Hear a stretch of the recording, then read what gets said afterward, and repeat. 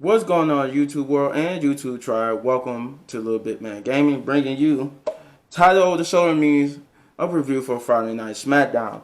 I also be having the Winter Soldier after this, and some more gameplay for Marvel and Assassin's Creed. But first things first, I could get everybody to hit that like, subscribe, share, and hit that notification button. Also, leave a comment down below of what you thought of this past week's Friday Night Smackdown. Those who are not subscribed, do all those great things, because what are you waiting from? The hottest, newest gaming channel on YouTube. Hit that subscribe button. Let's go. Let's smash that subscribe button. Let's smash that like button. Let's smash the share button. Let's smash every button. I was going to say something else, but never mind. I don't want to cuss and get demonetized. Those who are subscribed to the channel, thank you, love you, appreciate you for allowing me to entertain you. And yeah, I'm gonna get straight up into it because we got a lot to unpack, and I might have a special video for you. This might not be the only time you've seen me today. Sorry, somebody text me. Yeah, so we're gonna get into it. The opening promo, it was an opening promo for SmackDown, and it was Edge who cut an amazing promo about how it was. I will admit I'm a little confused because I thought he said when his feud with Randy Orton, he had already woken up and became the Randy Orton superstar again, but he basically cut a passionate promo about how, basically he worked to become the number one contender for a world title at WrestleMania, and that he felt like all of it was taken away from him. The spotlight, everything was taken away from him by Daniel Bryan, basically, in his words, worming his way into the match. And I'm like, not necessarily Edge, because technically because of you, it should have been you versus Daniel Bryan if you had you not hitting Bryan over the head with the chair and actually did your job at Fastlane. Bryan would have been the Universal Champion, or the referee was there because Roman Reigns did tap. Daniel Bryan had a legit, cause. Not only did he take it to Roman Reigns at Fastlane, he made Roman Reigns tap. So Roman Reigns technically should not be the champion, but storyline and plots. But yeah, it was a passionate promo. I love the promo because he looked like the Edge of old, and it made me feel like, okay, even though we heard him say that, I technically buy it. I buy it.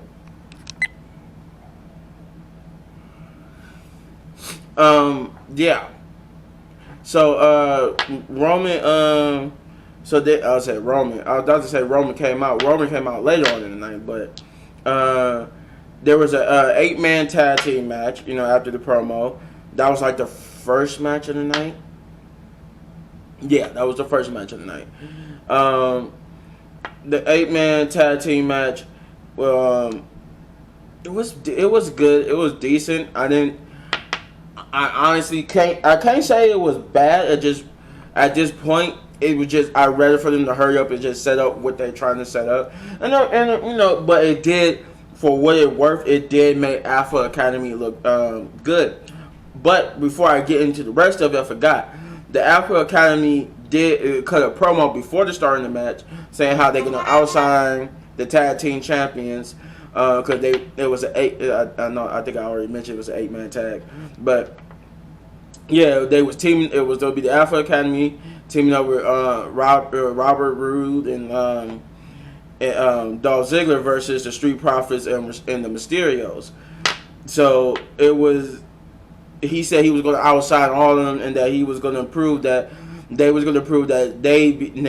deserve and will be the tag team champions. Apparently, next Friday is going to be a WrestleMania because it's the go home for SmackDown before WrestleMania, my birthday.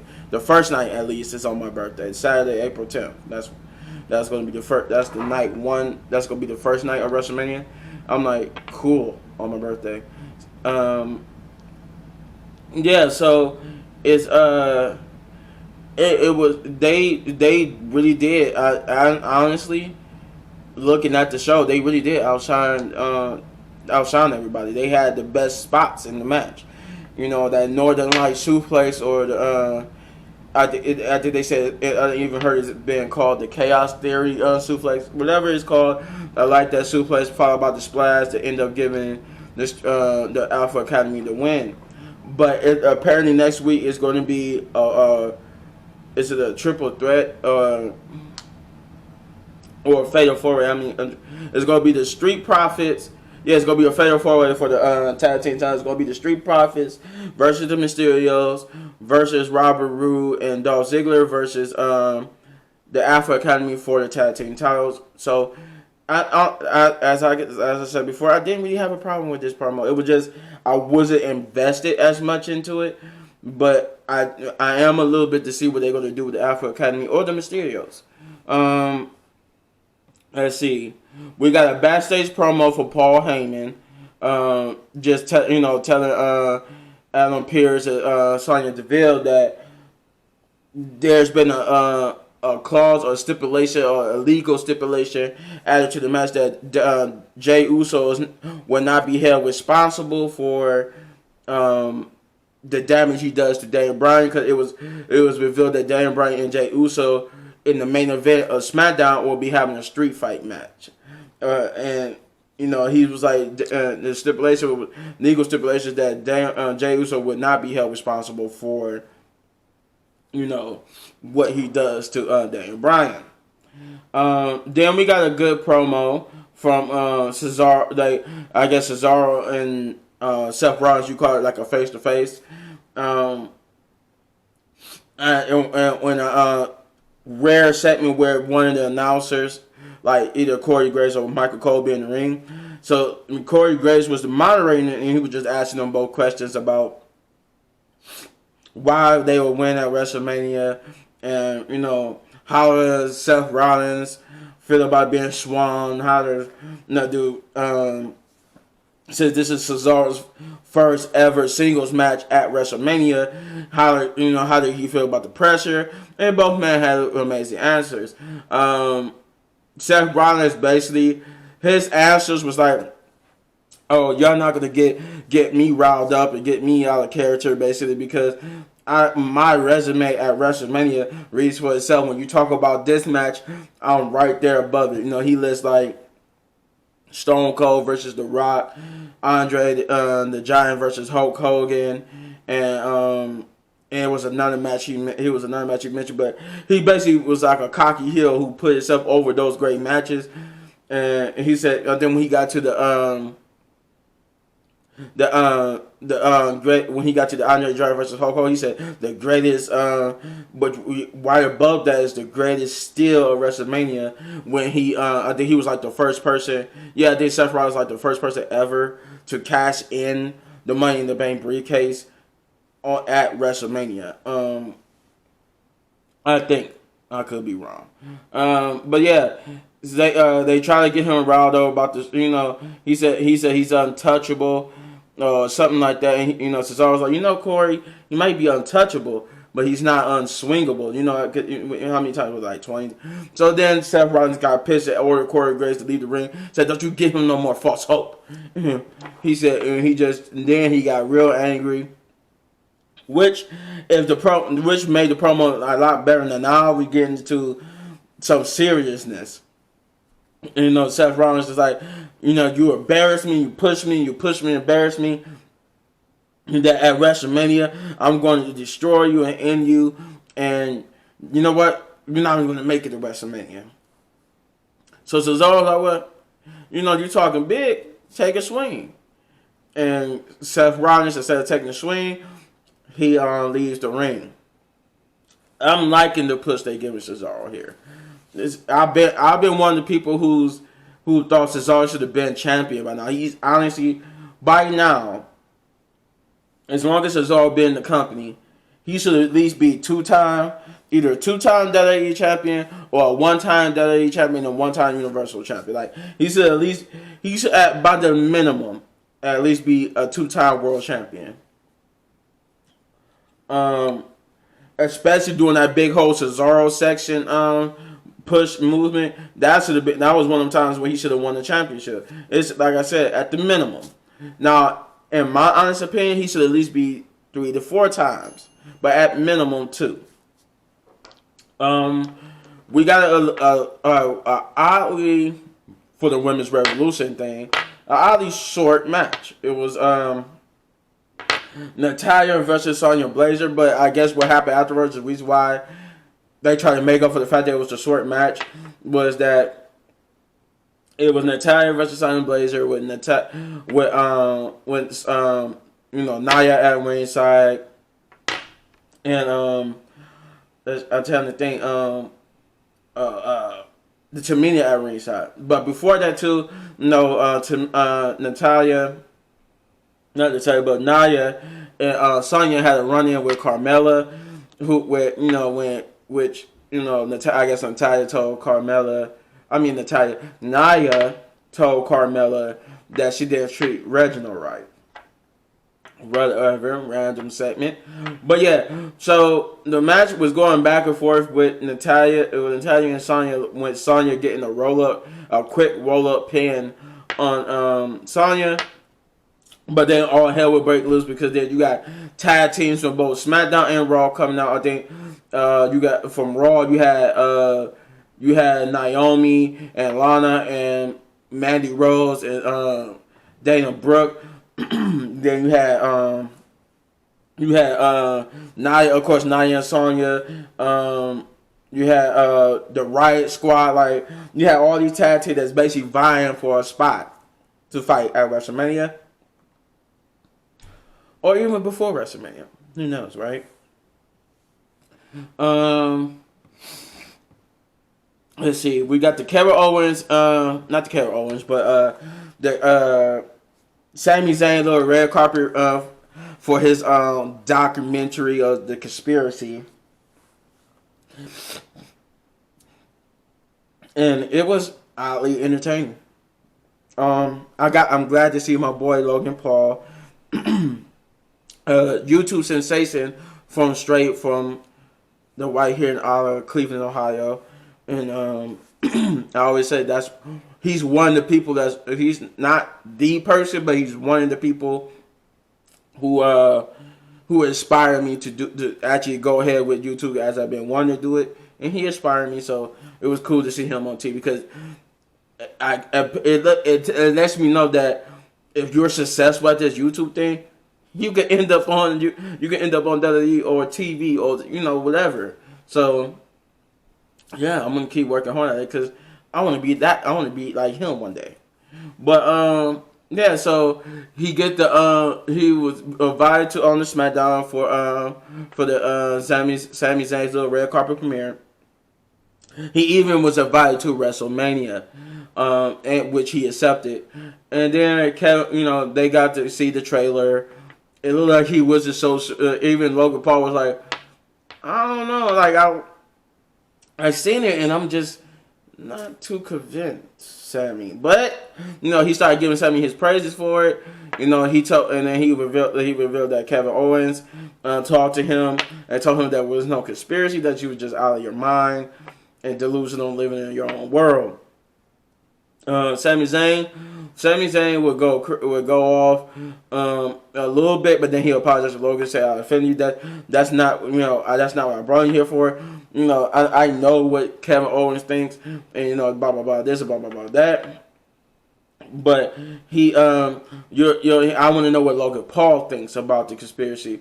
And right where Logan Paul was getting ready to get into it, out of nowhere, Kevin Owens stunners Sami Zayn, and he basically tells Sami while he was on the ground that I'm gonna keep doing this to you as long as you keep insistent on this conspiracy theory.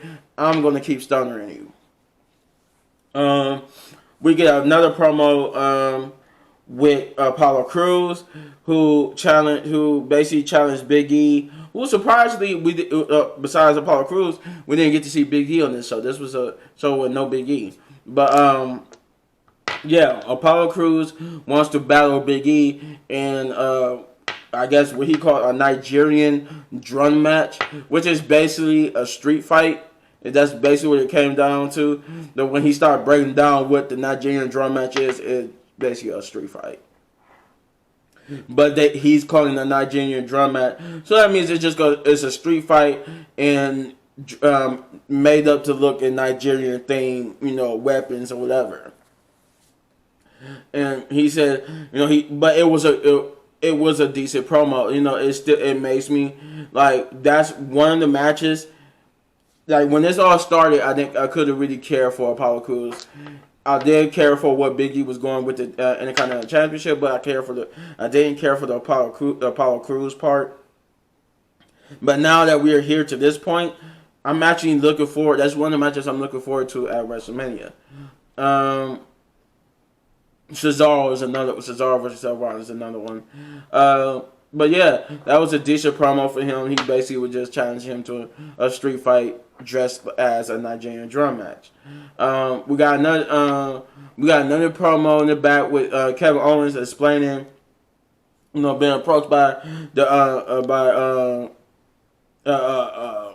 I forgot the announcer girl, the backstage interviewer girl's name, but she's basically asking him what happened, why did he go out there and do that to Sami? He basically was saying the same thing that, I could stun her, I could stun anybody anywhere. That's my whole point, was that anybody anywhere could get stunned in the time of my choosing when I get ready.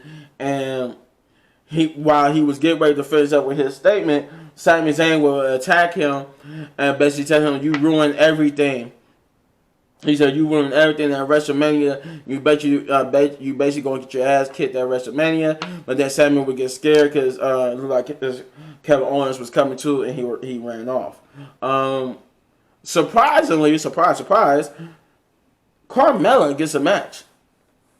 After no Carmella and more time for Reginald, Carmella actually got a match with Bianca Belair, and there was a backstage promo before, just a little bit before the match started, where Bianca Belair said she's gonna take it to Sasha at WrestleMania, and that she's not looking past Carmella because Carmella is a former SmackDown Women's Champion.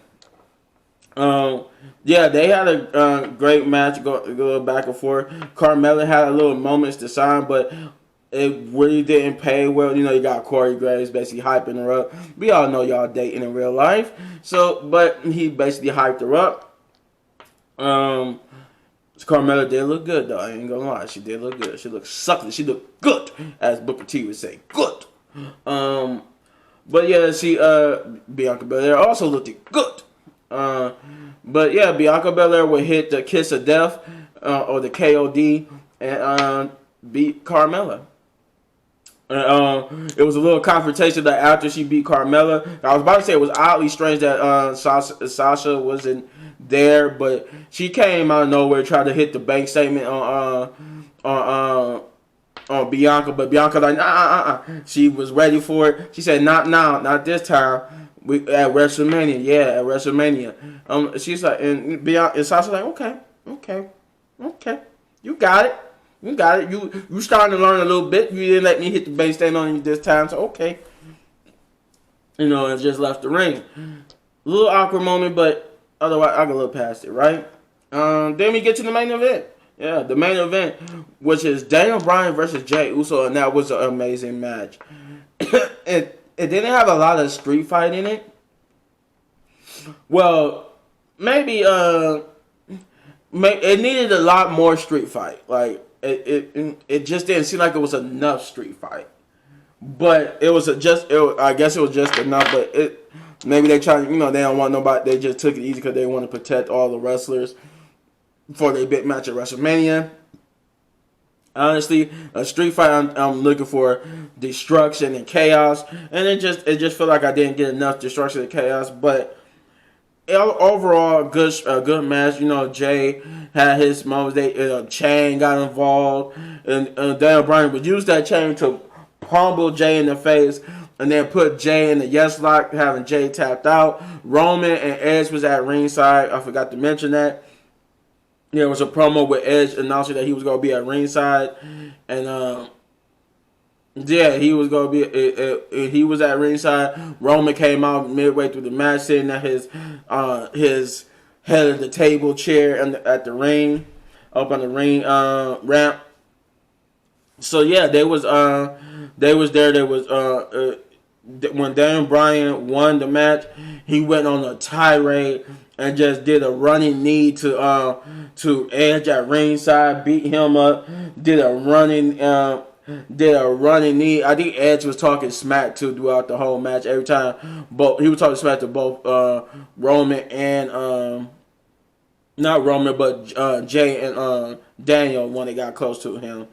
And so he hit the running knee on Edge, beat him, pummeled him, and then he would turn to do the running knee to he would go try to get Roman with the running knee. Roman's like, oh, you trying to come? You coming at me? Oh, he picked up his chair and tried to toss it at Daniel. Daniel would duck it, and he would duck it. He would duck a clothesline tail, hit the running knee on Roman, and then put Roman in the yes lock to the officials had to come get him. Daniel Bryan gets back in the ring. The segment ends with him standing tall over both of his opponents. Yeah, and that was it. Honestly, though, I know we had a repeat of this with Batista and Randy Orton when Randy Orton was champion and Batista won the Royal Rumble, and it was supposed to be them two, but then Daniel Bryan was that time. I wanted Daniel Bryan to win, but honestly, I want Edge to win this time around. But yeah, if I had to grade this show or anything, I would give it 7 big ups because it wasn't a fantastic, it wasn't a great episode, it was just a good episode overall, I think. And then I only had the weird, I think the awkwardly short match with Natalya and Sonya was like the only sour spot for me because it shouldn't have been. I don't think it should have been really that. I don't think it really should have been that short. And then, but other than that, you know, they could have had a decent length match and still pulled off what they did. But that was the only thing I had to bring up with. Yeah, that's it. If y'all could hit that button right there, that'll take you to all of my WWE reviews, and you can hit this right here. That's subscribing to my channel, and I need y'all to hit that button because I'm trying to be Logan Paul, YouTube famous one day, right? And with that power, you know, you can help other people become YouTube famous, or hit any one of these great videos for more of my amazing content. Stay tuned, got more to come from you. Better have an awesome review for Falcon and Winter Soldier, and it's gonna be a decent discussion. See you in that video. Peace.